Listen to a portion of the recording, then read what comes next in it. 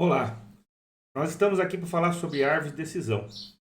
E eu vou ensinar para você o conceito de árvore de decisão e o que você precisa saber para poder montar uma árvore de decisão com todas as suas características e entendendo, e também como avaliar essa árvore de decisão. Muito bom. Antes da gente começar, eu queria te mostrar esse quadro aqui que resume bem como se como as decisões acontecem, né? Então, como é que as decisões acontecem? Você toma uma decisão, mas antes de tomar essa decisão, alguns eventos que você não controla se resolvem, né? Como é que é isso, professor? É o seguinte: tem coisas que você decide. Pode decidir comprar alguma coisa, lançar um produto, aceitar um emprego, enfim, são coisas que estão sobre a sua alçada. E tem coisas que você não controla. Por exemplo, se o preço do dólar vai subir ou descer, desempenho de determinados produtos no mercado, se o novo emprego vai oferecer todas as condições que você imagina. Então, tem coisas que estão sobre a sua decisão, você que controla, e tem coisas que pertencem ao que a gente chama estados da natureza, né? Não é chuva, sol, não é isso. São coisas que você não controla e podem variar e você de antemão não sabe que elas vão acontecer. Então você toma uma decisão, com base no seu conhecimento e nas suas suposições de coisas que podem acontecer assim, pode assado. Aí ela se define, aí você toma uma outra decisão. Novamente, coisas que você não controla vão se definir, né? Toma uma terceira e, por fim, ao longo de várias decisões, num horizonte de tempo, né, que a gente chama horizonte de planejamento, você quer avaliar as consequências dessa tua trajetória de decisões. Muito bem.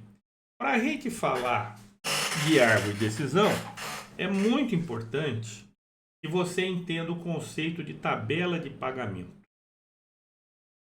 Tabela de pagamento a gente cria para explicar qual é o resultado para mim, dado que eu tomei uma decisão, essa decisão é minha escolha, e que aconteceu um estado da natureza. O que é estado da natureza? Aquilo que eu não controlo. Aconteceu depois da minha decisão um determinado estado da natureza. Então veja bem, eu tomar duas decisões, por exemplo, para simplificar, decisão um ou decisão 2. E, para tanto, os estados da natureza também, vamos para simplificar, podem acontecer em dois estados, estado A ou estado B.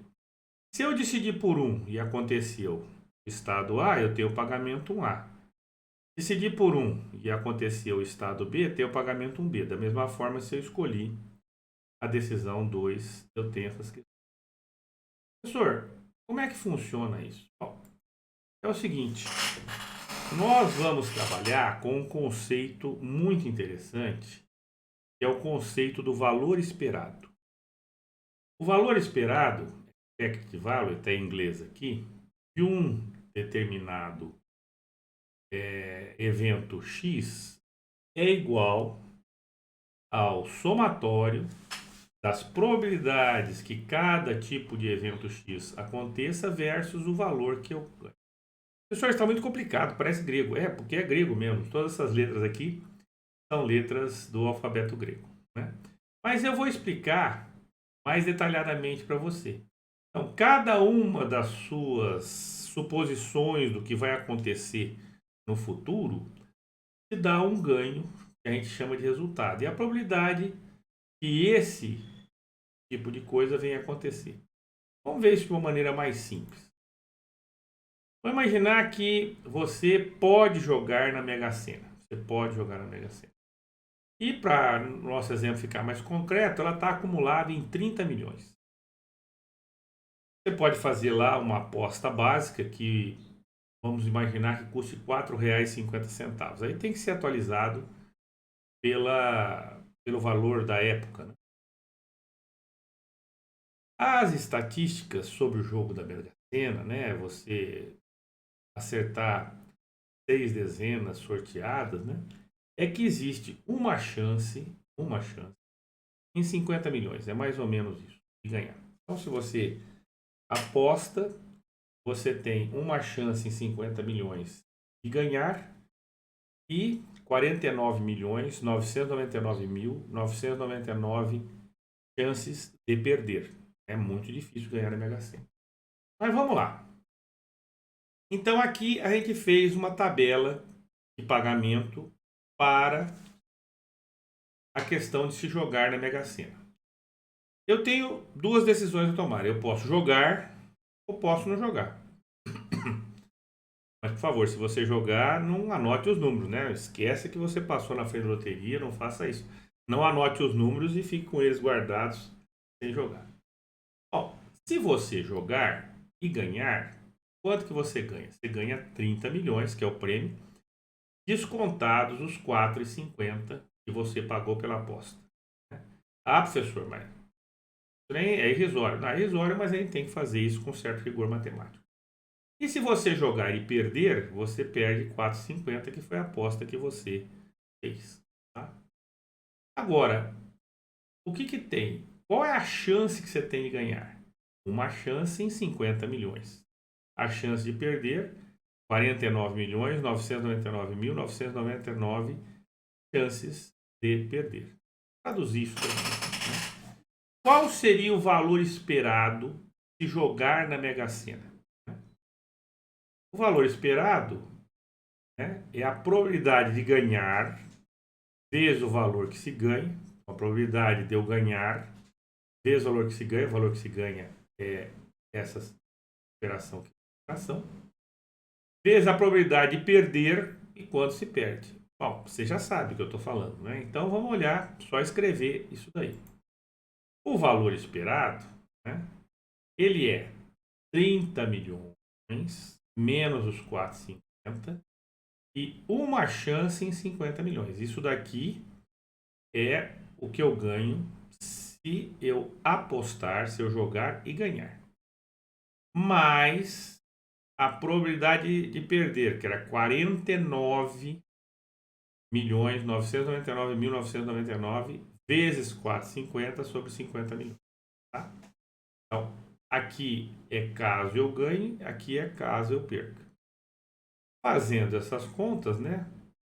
A gente vai ter aqui 29 milhões 999 mil 995 e 50 reais menos essa multiplicação que dá 224 milhões 999 mil 995 e 50. Subtraindo isso disso dá menos 195 milhões sobre 50 mil, que dá menos 3,90. Bom, deu um valor negativo. Pois é. O valor esperado de se jogar na Mega Sena, se a aposta for de 4,50 e se o prêmio que vem em 30 milhões, é que a cada vez que você jogue, você perca R$ 3,90. Ou seja, não é uma boa escolha. Né? Ah, mas por que se joga? Se joga porque eu fico naquela esperança, né? Ah, imagina se eu consigo acertar os números e ganho 30 milhões. Então você paga, né, R$ 3,90 para ficar nessa esperança. Tem chance de ganhar? Tem, mas ela é muito pequena. Dessa forma, a gente viu que o valor esperado numa tabela de pagamentos é quanto eu ganho vezes a probabilidade que eu tenho de ganhar, uma em 50 milhões. E quanto eu perco vezes a probabilidade que eu tenho que perder, 49 milhões 999 mil 999 sobre 50 milhões. E aí que fez as contas e chegou em menos R$ 3,90. Bom, vamos falar agora da árvore de decisão sequencial. Essa árvore de decisão sequencial, ele é um método gráfico que a gente faz para transformar um problema descrito com palavras num problema gráfico, em que aquela história se torna um gráfico, é uma árvore, e com ela eu consigo enxergar melhor as decisões. Para fazer uma árvore de decisão, é muito importante que eu conheça os 3 símbolos que são usados nessa árvore. Nós temos os nós quadrados, indicando pontos de decisão. Quando eu acho um nó quadrado, eu vou decidir. Temos os nós circulares que indicam estados da natureza. São eventos ao acaso. Eu posso imaginar quais são as probabilidades, que eu posso imaginar que vai dar mais um ou mais chance de acontecer o outro, mas que eu absolutamente não controlo. Nós temos os arcos que conectam esses nós. Como é que é isso, professor? Vamos olhar. Para a gente estudar a árvore de decisão, nós vamos pegar esse exercício, que é um exercício bem razoável, de uma empresa, a Companhia Têxtil Sulina. Tem duas alternativas a considerar. Ela pode expandir sua produção atual para fabricar uma nova linha de materiais de peso leve. Essa expansão custa 800 mil. Ou comprar um terreno para construir uma nova fábrica no futuro, né, não expande agora, com um custo de 200 mil. Cada uma dessas decisões tem consequências baseadas no mercado para o produto no futuro, ou seja, ela não controla esse mercado no futuro. E que resulta em outro conjunto de decisões durante um horizonte de planejamento de 10 anos. A empresa está olhando para os próximos 10 anos e quer fazer um planejamento. A primeira decisão que a companhia deve tomar é de expandir ou comprar o terreno. Se a companhia expandir, dois estados da natureza são possíveis. Ou o mercado cresce, com a probabilidade de 60%, e a companhia lucra 2 milhões, ou não cresce, com a probabilidade de 40%, e a companhia lucra 225. Mas não acabou ainda, tem mais. Por outro lado, se a companhia optar por comprar o terreno, após 3 anos, deverá tomar uma nova decisão de acordo com a valorização do terreno. Se houver crescimento do mercado para um período de 3 anos, probabilidade de 60, veja que a probabilidade continua a mesma, independentemente da companhia fazer suas escolhas. Ela não domina o mercado e não é uma escolha dela que vai alterar a probabilidade do mercado crescer ou não. A companhia deverá fazer uma nova escolha, expandir a um custo de 800 ou vender o terreno com ganho de 450, porque o mercado vem crescendo. Caso não haja crescimento do mercado, probabilidade de 40%, poderá ser construído um armazém no terreno, a um custo de R$600. Ou o terreno poderá ser vendido a 210. Poxa, mas aqui em cima vendia por 400 e aqui 210. Claro, aqui o mercado estava crescendo, aqui o mercado está sem crescimento. O valor menor dado ou não o crescimento do mercado. Se a decisão com o crescimento do mercado após 3 anos foi expandir, dois estados da natureza são possíveis. Né? Estado da natureza que é aquilo que eu não controlo. O que eu não controlo? O mercado pode crescer, eu não controlo isso, mas tem uma probabilidade que eu estimei em 80%, fornecendo um lucro de 3 milhões, ou não crescer com probabilidade de 20%, fornecendo um lucro de 700 mil. Se a decisão sem crescimento no mercado, eu também não controlo, após 3 anos foi construir um armazém, dois estados da natureza são possíveis. O mercado pode crescer com probabilidade de 30%, fornecendo um lucro de 2 milhões e 300, ou o mercado pode não crescer, probabilidade de 70%, fornecendo um lucro de 1 milhão. Construa a árvore de decisão e identifique a melhor opção. Bom, você já deve estar até meio tonto do tamanho do problema que eu coloquei para você. Mas é aí que entra a força da árvore de decisão. Por quê? Porque agora você vai ver a gente construir a árvore passo a passo. Muito bem, vamos lá. Como o texto diz, a primeira decisão que a companhia deve tomar é expandir ou comprar o terreno. Então veja que é feita. A gente coloca um nó quadrado. Por que nó quadrado? Porque a decisão pertence a nós, da companhia, com duas possibilidades. Poderiam ser mais, mas nesse caso são duas. Expandir ou comprar o terreno. Fazer a expansão me leva ao nó 2 e eu já me comprometo a gastar 800 mil, que é o custo da expansão. Menos 800. Comprar o terreno me leva ao nó 3 e eu já me comprometo a gastar 200 mil comprando o terreno. Então é isso. O nó 1 é o primeiro nó, que é a minha decisão. Muito bem. Agora, se a companhia expandir, dois estados da natureza. Opa, aí eu chego nesse nó 2, que é um nó de acaso. Nó que vai me levar por caminhos que eu não controlo. O mercado cresce com probabilidade de 60% aos 60% aqui. E a companhia lucra 2 milhões. Ou não cresce, 40%. Com probabilidade de 40%, e a companhia lucra 225 mil. Veja que a soma dos arcos, 60% aqui, 40% aqui, sempre tem que ser igual a 1. Né? porque a probabilidade total de um evento, todas as possibilidades é igual a 1. Professor, mas da onde que eles tiraram esses valores aqui? Isso foi um estudo que a companhia fez e gerou aquele texto que a gente acabou de ver. A gente não questiona a questão do texto. Imagina que o pessoal fez um estudo muito sério, com técnicos, pesquisa de mercado e tudo mais, e chegaram nesses valores. Então, uma vez dado a história, uma vez tendo a narrativa, eu vou construir em cima dela a árvore de decisão.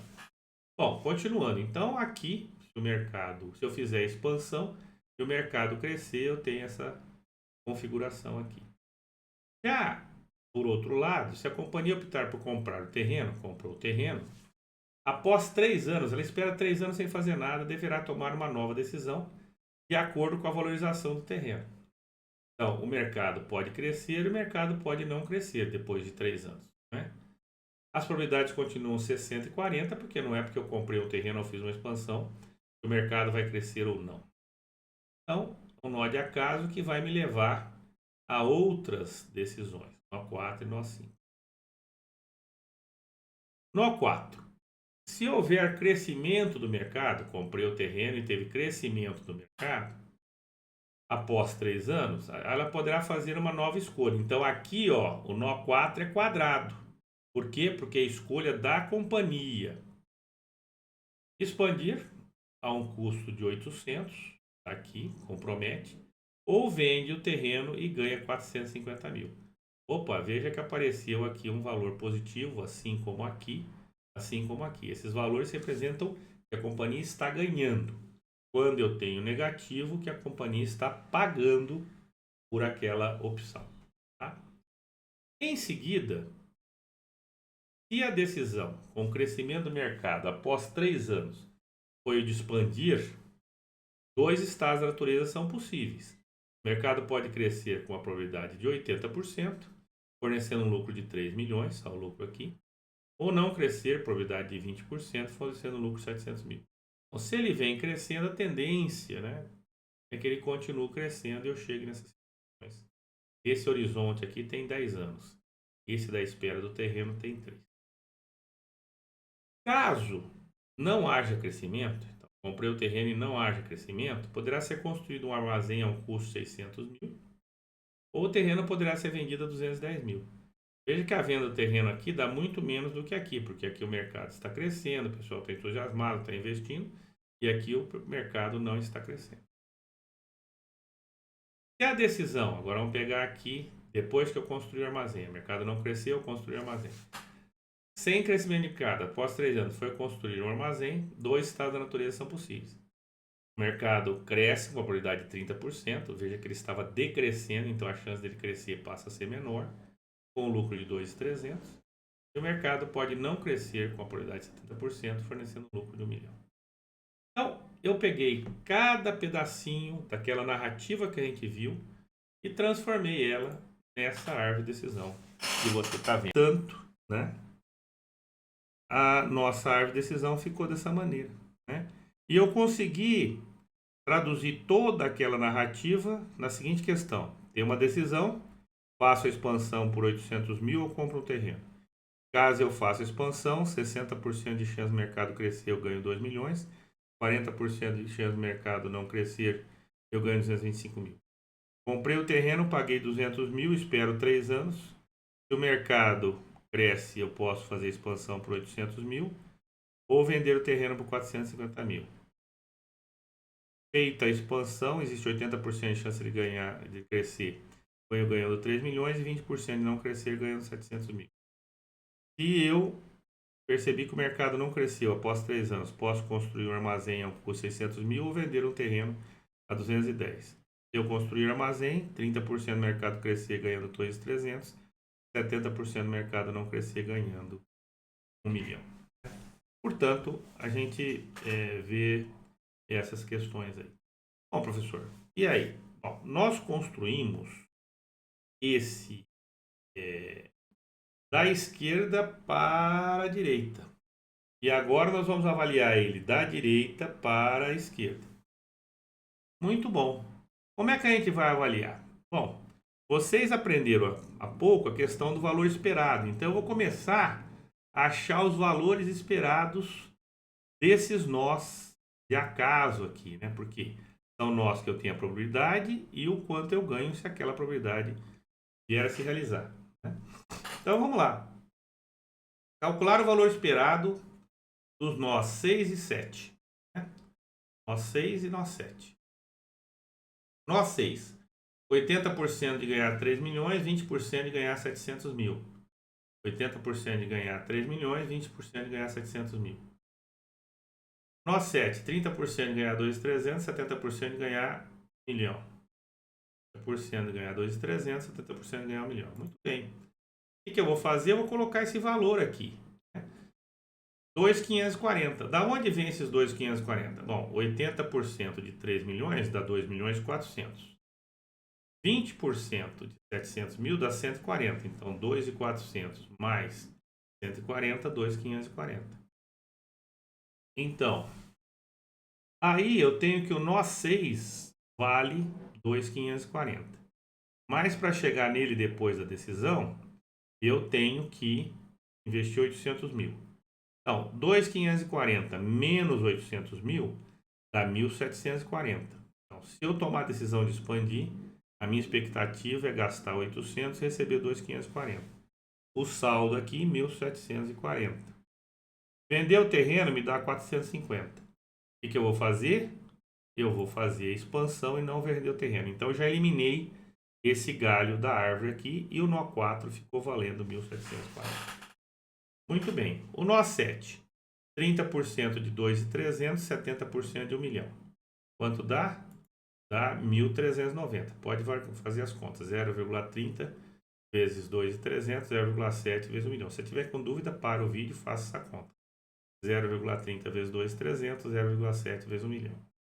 Mas para chegar lá, ao 7, eu preciso ter um investimento de 600 mil. 1.390 menos 600 dá 790. Vender o terreno dá 210. Então, entre 790 por aqui e 210 por aqui, o que eu faço? Não vendo o terreno e a minha decisão fica valendo 790 mil. Veja que eu estou colapsando a árvore, né? Eu estou resumindo tudo que vem atrás a um valor dos nós que vem a seguir. Muito bom. Vamos dar uma olhada no nó 2 aqui. Nó 2, 60% de 2 milhões, 40% de 225. Me dá 1.190. Coloco 1.290 aqui em cima. O nó 3, 60% de 1.740, 40% de 790. Me dá 1.360. Bom, agora eu tenho que avaliar a minha decisão inicial. Expandir custa 800 e me dá 1.290 de resultado. Comprar o terreno me custa 200 e me dá 1.360 de resultado. 1.290 menos 800 dá 490. 1.360 menos 200 mil, 1.160. Então, o que eu faço? Aqui dá mais. Então, eu não faço expansão agora. E esse caminho é o mais adequado. Lendo a nossa árvore, a minha primeira decisão, eu não vou fazer expansão agora, mas vou comprar um terreno. Compro o terreno e aguardo 3 anos. Se o mercado crescer, eu vou fazer expansão. Não vou vender o terreno, vou fazer expansão. Se o mercado não crescer, eu vou construir um armazém e não vou vender o terreno. Então, essa é uma árvore de decisão totalmente avaliada. E é assim, muito simples de se fazer uma árvore de decisão. Claro, você precisa de um pouquinho de prática. Onde é que está a dificuldade? Está no enunciado. Né? Mas a técnica da árvore de decisão, rapidamente você consegue estudar e entender. Muito bom. Os softwares que a gente tem para criação de árvore de decisão, mais comuns são o Precision Tree da Palisade, o Triplan, o Stone, o DPL9, o Miro, entre outros.